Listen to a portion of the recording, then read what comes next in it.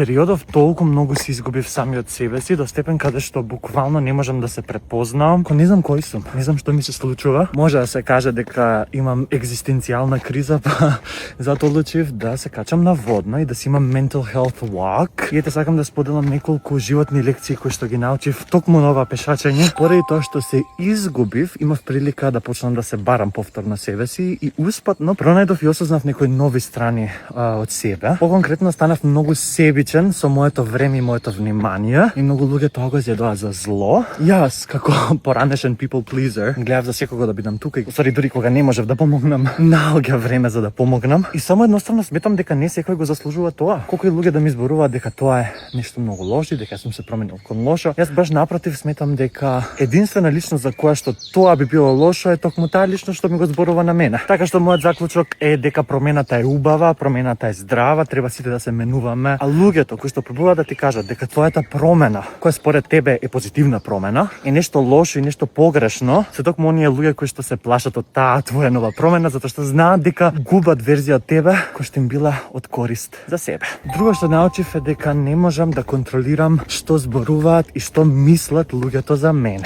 Многу добро знаеме дека сите ние сме доживеале барем еднаш во животот оговарање, измислени муабети и ред други приказни и многу ретко кој доаѓа да слушне твојата страна од приказната и автоматски си градат некоја одредена слика за тебе како личност што можеби не е коректна. Така што секогаш треба да имаме на ум дека постојат две страни од приказната, особено кога знаеме дека луѓе знаат да превртуваат зборови. До некој се случувало да правам работи, да дознам дека сум направил некои работи кои што ние самиот не сум знал дека сум ги направил. До тој степен било измислено. Довербата не е нешто кое што треба на секому да се дарува, баш напротив, довербата е нешто кое што со текот на времето се стекнува. Тоа значи дека некој треба да ти докаже и да ти покаже дека вреди ти да ја дадеш твојата доверба на личноста, затоа што тоа многу лесно знае да биде злоупотребено. Еве веќе стигнавме и до последната лекција што ја научив, а јас веќе дури се качив на водно. И како за крај најважното што го научив е тоа дека единствената личност со која што треба да се надпреваруваш е самиот себе си. Многу често знаеме да се надпреваруваме и да се споредуваме со други луѓе, затоа што така се трудиш да бидеш подобар во нешто во кое што друга личност се труди да биде подобар. Тоа не е твоја цел.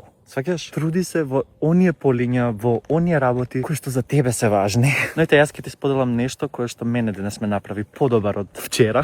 А тоа е дека денес водно го искачив за 1 час и 42 минути. Обично водно сум го качувал за 2 сати и 15 минути и денес ми е најбрзо што го имам искачено. И ете, тоа го сметам како еден мал успех, што ме прави мене подобар. Пиши ми ти некои твои животни лекции кои што ги имаш научено периодов и се гледаме нареден пат.